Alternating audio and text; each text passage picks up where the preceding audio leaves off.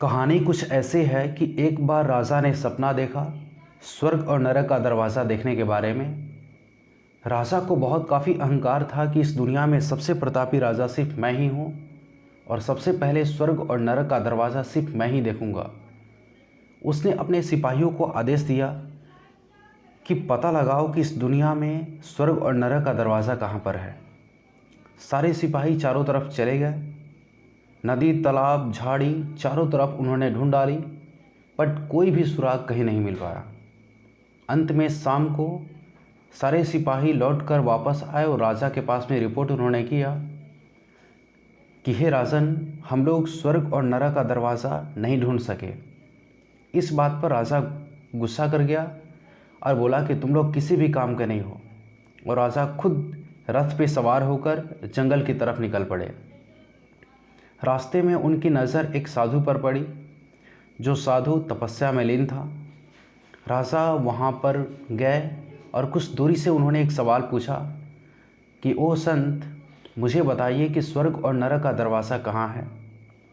चूँकि साधु तपस्या में लीन थे, इसीलिए कोई जवाब नहीं आया। राजा ने अपने प्रश्न को दोबारा दोहराई, फिर कोई जवाब नहीं था। इस बात पर राजा को गुस्सा आ गया। उन्होंने अपनी तलवार निकाल ली उस साधु को मारने के लिए। तब तक साधु ने अपनी आँख खोली और उन्होंने कहा कि हे राजन, तुम स्वर्ग और नरक का दरवाज़ा देखना चाहते थे ना, तो अभी सुन लो, तुम नरक के दरवाजे पर खड़े हो। इस बात पर राजा को बहुत अफसोस हुआ। वो गिड़गिड़ाने लगा, रोने लगा, माफ़ी मांगने लगा। तब साधु ने एक बार फिर से कहा कि अभी तुम स्वर्ग के दरवाजे पर खड़े हो, क्योंकि पश्चाताप ही स्वर्ग का दरवाज़ा है। चलिए, एक्चुअली इसमें हम सीखने वाले हैं, इस स्टोरी के बैकग्राउंड थीम को हमने समझा, इसके बारे में इसी का इंग्लिश में हम सुनने वाले हैं इस कहानी को। और एक चीज़ मैं बता दूं कि ये कहानी एक्चुअली उन लोगों के लिए है जो कि लर्निंग पीरियड में है और स्पोकन इंग्लिश में कुछ स्टोरीज़ को डेवलप करना चाहते हैं। तो एक बार मैं फिर से बोल दूं कि स्वागत है आपका लिंगा फ्रैंका एकेडमी में। आज हम एक स्टोरी को कन्वर्ट करने वाले हैं जो कि हेवन एंड हेल, स्वर्ग और नरक के बारे में है। Once upon a time a king dreamed to see the door of heaven and hell. He ordered his soldiers to find out the door of heaven and hell.